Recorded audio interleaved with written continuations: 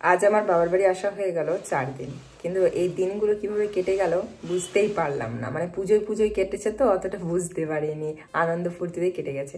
তো আজকে হচ্ছে মায়ের বিসর্জন, আমি মাকে বরণ করব। আগের বারে বরণটা আমার মনের মতন একদমই হয়নি, নতুন নিয়ম তৈরি করেছিল তো, যার কারণে আমার একদমই কিন্তু মনের মতন হয়নি। যেটা নিয়ম প্রপার সেটা আমার ঠাকুমাকে জিজ্ঞেস করে আসলাম, তো ওটাই বলে দিয়েছে মাকে বরণ করব, তারপরে কিন্তু ওখান থেকে বের করবে। তো 6টা সাড়ে 6টার দিকে যেহেতু বার করবে ঠাকুর, তো আমাকে একটু তাড়াতাড়ি করতে হবে। 4টা 10 মতন বেজে গেছে, মানে 5:30টায় আমার ওখানে পৌঁছাতে হবে রেডি হয়ে। হ্যাঁ, তো এখন আমি নিচে যাবো তোজোর খাবার করতে, আমার একটু ভিডিও এডিটের কাজ, তার জন্য আমি রুমটাকে এসেছিলাম ভয়েসটা দিতে।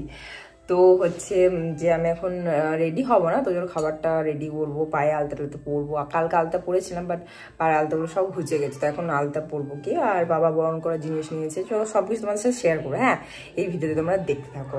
তো চলো আমি এখন নিচে যাই, কারণ অনেকটাই লেট হয়ে গেছে। আমি বিকেল থেকে ব্লগটা শুরু করলাম, আর তোমার দাদাভাইও কিন্তু আসছে। হ্যাঁ, তো চলো পুরো ভিডিওটা দেখতে থাকো। তোজো যেহেতু রাতে দুধ রুটি খাই, তো ওর জন্য রুটি করে নিয়েছি। আর এদিকে ও ঘুম থেকে উঠে আর কি দুধ আর ওটস খাবে, তো সেটাও রেডি করে নিয়েছি। তো ছেলের খাবার করা কমপ্লিট হয়ে গেছে, এখন আমি নিজে আলতা পরতে বসেছি। একটু অন্যভাবে আলতাটা পরবো, মানে আঙুলগুলো পুরো ভরাট করে আমি আর কি আলতাটা পরছি। আর আমি পায়ে এবারে মেহেন্দি গেছিলাম, বুঝলে তো। তো সেই একটা ডিজাইন করেছিলাম মাঝখানে গোল করে, তো সেটাতেও আলতা ভরে নিয়েছি। আর এখন মাকে বললাম চলো তুমিও আলতা পরে নাও। মা আর কি এতটাই কাজের মধ্যে ব্যস্ত থাকে, আমরা আসলে খাবার দাবার বানাতে, পুজোতে যেহেতু একটু আলতা পরবে, তো সেই সময়টা হয়ে ওঠে না। তো আমি বললাম চল আমি পরিয়ে দিই, তো দুইজনে মিলে আলতা পরে নিয়েছি। আর দেখো আমি আর কি বরণ করার সময় এই শাড়িটা পরছি। এটা আমার শাড়ি নয় অবশ্যই, এটা আমার মায়ের শাড়ি। তো আমি আর কি শাড়িটা চুজ করলাম, আর ব্লাউজটা দাবি নিয়ে এলো আর কি, মায়ের সাইজে ছিল তো, তো আমার সাইজে আর কি হবে না, তো সেই জন্য দাবিয়ে নিয়ে আসলো। আর এইদিকে আমার ভাই এনেছে ফুচকা, মানে যেহেতু বিসর্জন তো ফুচকার স্টল বসেছে একটা, যার কারণে আর কি ভাই খেয়ে এসেছে আর আমার জন্য বাড়িতে নিয়ে এসেছে, কারণ আমি বরণ করব, তাড়াতাড়ি ঠাকুর বার করবে, সেই জন্য রেডি হবো তাড়াতাড়ি। তো ফুচকা টুচকা খেয়ে তোমার দাদাভাই আসলো, তো তারপর তোমার দাদাভাই আমাকে ভিডিওটা করে দিয়েছে। আমি রেডি সেডি হয়ে বরণের থালা টালা সাজিয়ে চলে আসলাম সোজা মন্দিরে। যখন আমি আর কি মন্দিরে আসলাম, কথা ছিল যে মন্দিরের ভেতরে ফার্স্টে বরণ করব, তারপর মাকে বার করবে, কিন্তু না, মাকে তো চাপিয়ে দিয়েছে। তো আমি এখানে আর কি গাড়িতে চেপেই মাকে বরণ করব। আর শঙ্খটা কে বাজাবে যখন আমি বরণ করব, তার জন্য আমাদের পাড়ারই একটা মেয়েকে বললাম যে একটু শঙ্খটা বাজিয়ে দিয়ে, আমি যখন বরণ করব তাহলে আর কি সুবিধে হবে, আমি তো আর বাজাতে পারবো না।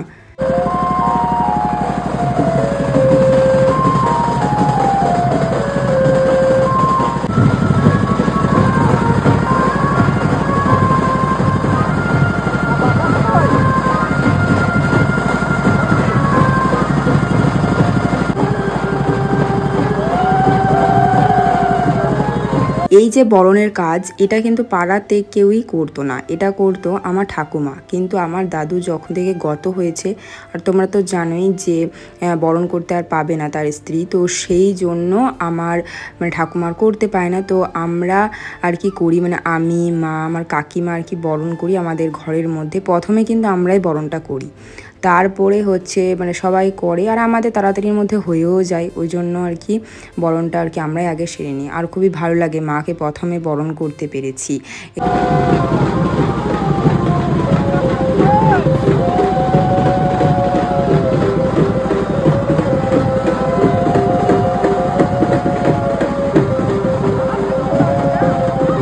সব ঠাকুরের বরণ কিন্তু একটু আলাদাভাবে হয়, আর মা কালীর বরণটা আগের বছর বললামই যে আমার মনের মতন হয়নি, তো যার কারণে এবছর আমি ঠাকুমাকে শুধিয়ে এসেছিলাম যে কীভাবে কী করবো। তো সব কিছু ঠিকঠাক করে বলে দিয়েছে, আর আমি তাই করেছি। আমার চুল অনেকটা ছোট, তাই মায়ের চরণে এই যে দুধে আলতা দিয়ে ধুইয়ে আমার চুলের ডগা দিয়ে মানে মুছতে আর কি অনেকটাই আমার অসুবিধে হয়েছিল এই সময়টাতে।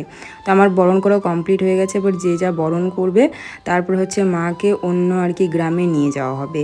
তো আমি এই সময় একটু গিয়েছিলাম বাড়িতে ড্রেসটা চেঞ্জ করতে, বরণে যে ড্রেসটা পরেছিলাম এখন অন্য একটা শাড়ি পরে নিয়েছি, যেটাতে আমি ভাই ফোটাতে পরেছিলাম, তো আমার আসতে একটু দেরি হয়ে গেছে।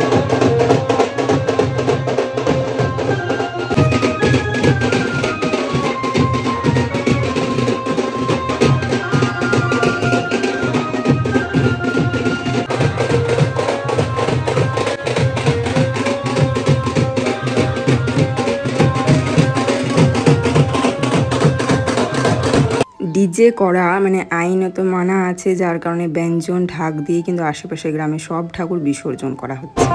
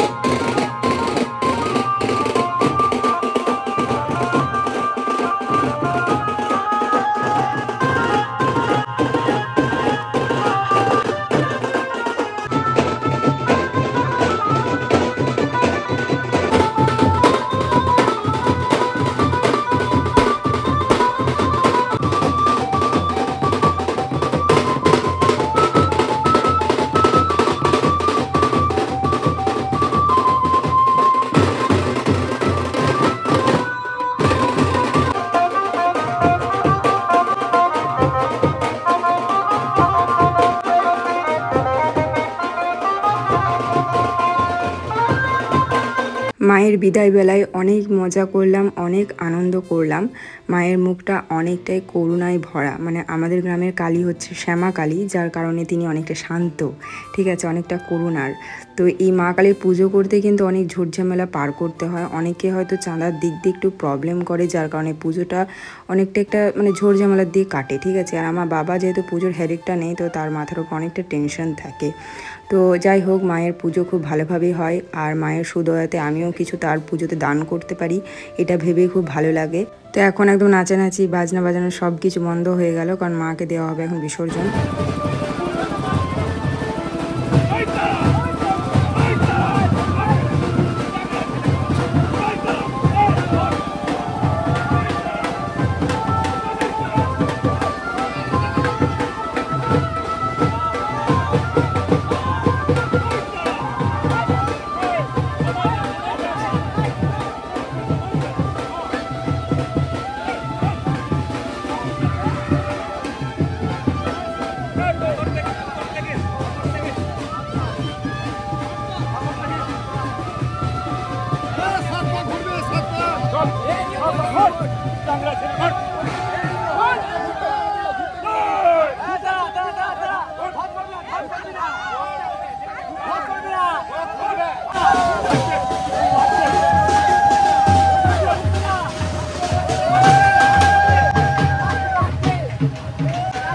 আবারও একটা বছরের অপেক্ষা মায়ের আসার।